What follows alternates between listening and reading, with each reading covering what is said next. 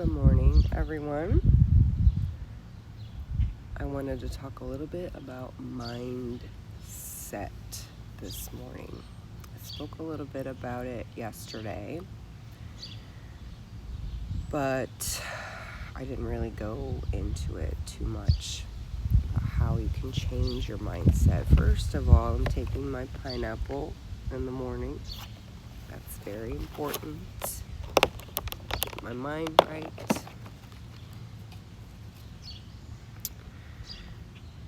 So your mindset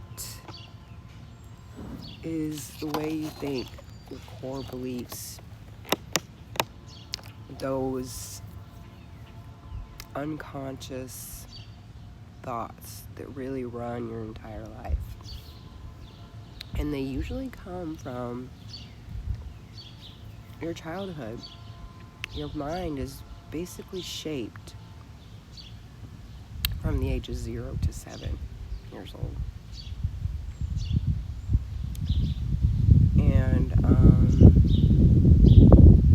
those are part of thoughts that just really run your life. Like, let's say you had a parent that left when you were a child, or your parents divorced and you have abandonment trauma. You may always feel like, I'm not good enough. I'm not worthy of love. I have to work harder to get someone to love me. You might put up with more things in relationships so that people won't leave you. There's a whole bunch of things that we do that is based off of our mindset, our subconscious beliefs and thoughts. If you grew up in a home that didn't have a lot of money, and they said things like money doesn't grow on trees, or you saw your parents struggle with money, then you grow up with a lack mindset, thinking that there's not enough for everyone to go around. If you grew up with parents who had parents who grew up in the Depression, and they did things to, like, save food, and just acts and things that they did, hide money under the mattress, just things like that, then you grow up with the mindset that there's not enough. And then even if you were given a large sum of money, you would not be able to handle it. Your nervous system wouldn't be able to handle it, and subconsciously you would get rid of that quickly. So, and another thing, if your perfect soulmate came along and you still were dealing with abandonment trauma, you're going to sabotage that relationship subconsciously, or you're going to leave, or you're going to do something to fuck it up, or you're going to worry, are they cheating on me? You're going to fuck it up if you don't get your mind right before you get what you actually want. So we work and we work and we work to get what we want in life, but if you don't have your mind right, even if you get what you want, you're going to fuck it up. It's that simple. And I'm sorry to say that, but it's the truth. So we have to get our minds right. We have to change everything that we were taught. If there's a core belief that we feel like we're not good enough, we have to change that. If there's a core belief that we feel like that there's not enough to go around, we have to change that. The earth is plentiful. Money does actually grow on trees because it is paper, and paper comes from trees. We have to change those core thoughts, which honestly is not that easy. It is not that easy. So affirmations, I swear by affirmations. I listen to affirmation music, speak affirmations, but you can't just speak them. You have to feel them in your soul. They have to change you. So, it takes a while. So you might just listen to them at first and Might feel a little uncomfortable, but the more you listen to it, it becomes part of your subconscious. Another good trick is affirmations while you sleep. I swear by that. When you are asleep, you are using your subconscious brain. So that's where our dreams come from. It's our subconscious, which is really difficult to get to. But when you're sleeping, it's right there. So if you listen to affirmations while you sleep, then it can change that subconscious slowly. And you really don't have to do anything but play it while you sleep. So life-changing.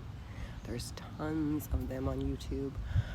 I started with abandonment trauma one, and it was like wave sounds. You cannot hear the people speaking the affirmations. You usually can scroll down the description and read the affirmations if you want to know what they're saying. But there's ones for different ones,